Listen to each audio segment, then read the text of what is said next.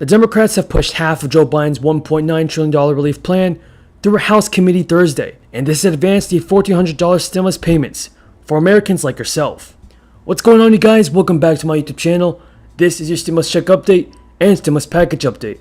Yes, folks, a $1,400 stimulus check will be going into your bank account very soon.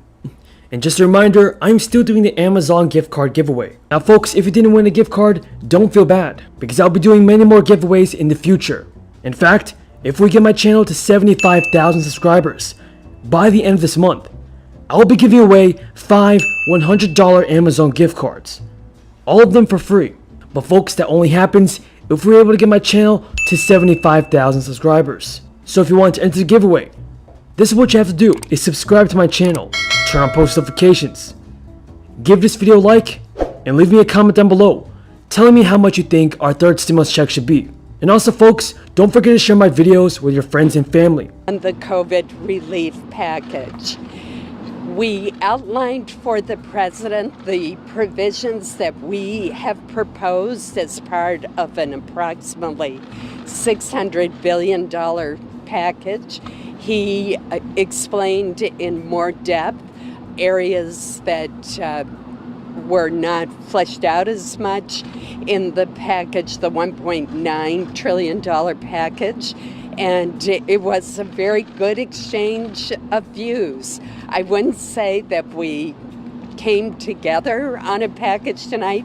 No one expected that in a 2-hour meeting. But what we did agree to do is to follow up and talk further at the staff level and amongst ourselves and with the President and Vice President on how we can continue to work together on this very important issue.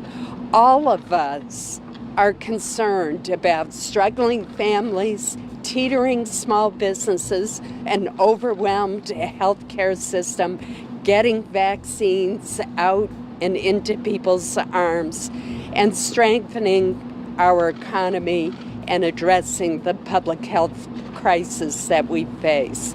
So I think it was an excellent meeting, and we're very appreciative that as his first official meeting in the Oval Office, the President chose to spend so much time with us in a frank and very useful discussion. Finally, let me just say that we have demonstrated in the last year that we can come together on a bipartisan package dealing with the COVID crisis. In fact, we've done that not just once or twice, we've done it 5 times. And I am hopeful that we can once again pass a 6th bipartisan COVID relief package. Any colleagues want to say anything? The House bill will provide hundreds of billions of dollars for state and local governments and to boost vaccination efforts, and increase unemployment benefits and federal health care assistance. The Democratic leaders hope for House passage later this month, with Senate approval and a bill on Biden's desk by mid-March. There are amendments to reduce the $400 extra in weekly jobless benefits that Democrats want to provide through August, and exempt the small businesses from Democrats' plans to gradually raise the minimum wage to $15 an hour. Others would have limited emergency grants for undergraduates to U.S. citizens. Not only that, but the GOP proposals would also have put strings on emergency funds to help schools reopen safely. But the Congressional Budget Office expects the economy to add an average of 521,000 jobs a month this year alone. In addition, for SSI and SSDI recipients, Social Security recipients, and retired railroad workers who were not required to file a tax return in 2018 or 2019 were still eligible for the first 2 stimulus payments. Supplemental Security income recipients without dependent children should have received stimulus payments automatically without having to file any additional paperwork as well. People who are part of the Social Security Disability Insurance Program who were not required to file tax returns in 2018 or 2019 should also have automatically received a first and second stimulus payment. Now, the Ways and Means Committee approved its $940 billion chunk of Biden's proposal on a 25 to 18 party line vote. On Wednesday, the Education and Labor Committee approved another top Democratic priority, a boost in the federal minimum wage from $7.25 to $15 an hour. Now, when Pelosi was asked if the overall House bill would include the minimum wage increase, she said, yes, it will, and we are very proud of that. Bit of common ground is that we're talking from data. What does the data show that we need? And the president's going to have his staff get back to us, and we'll kind of compare our data points. That's good news. The meeting went much longer than we had anticipated anyway. Were you surprised, and what was the reason for that? I'm not surprised in retrospect. Jerry Moran said at one point, I enjoy talking to people, and the president said, so do I, and everybody laughed, understanding that that's the reputation of both. And so there was a lot that was covered, very respectful and very patient with us, and it was a good meeting. You know, the cynics will look at this and say, well, the Republicans have come in here with this really small number that doesn't help out the cities at all. The Democrats are never going to go for that. So the Democrats will go ahead and push through something closer to their version, and then the Republicans will go, see, they never wanted bipartisanship after all.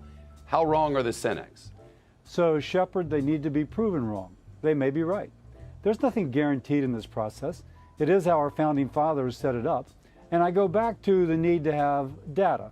I've been a big advocate for state and local aid, but one of the data points was a recent report from J.P. Morgan using data from the states saying that most states have lost less than 2% of their revenue year over year. A state like New York is down 1.5%. My state's been hit hard, 4.6% decline in revenue. That's the sort of data we need to make a wise decision, not just throw money out there and hope that it works. The president's spokesperson, Jen Psaki, said today from the briefing room, the president's not concerned about going too big here. He's concerned that he might go too small. The White House clearly believes that they need a large injection of money, that the cities and the states need help getting their feet back under them after they put so much money out. Do you see a world where the two sides can come together, something much bigger than where you are and maybe smaller than where President Biden is? I'd rather say we're going to be driven by data. The CBO is estimating, I think, growth in 2021 is going to be 3.8%. There's a recent survey of Wall Street Journal did of analysts, and it's 4.2%. That's pretty robust growth. If you look at information from the Fed, it shows that credit card delinquencies have gone down, mortgage foreclosures have gone down, savings rates have increased. So if anything, it shows, and that's across all quintiles, if anything, it shows that the American family, through this, has done surprisingly well, undoubtedly related to all the COVID packages we've put out. If we're driven by data, we'll come to the right figure. That figure should not be foreordained. Senator Cassidy? Good evening, everybody.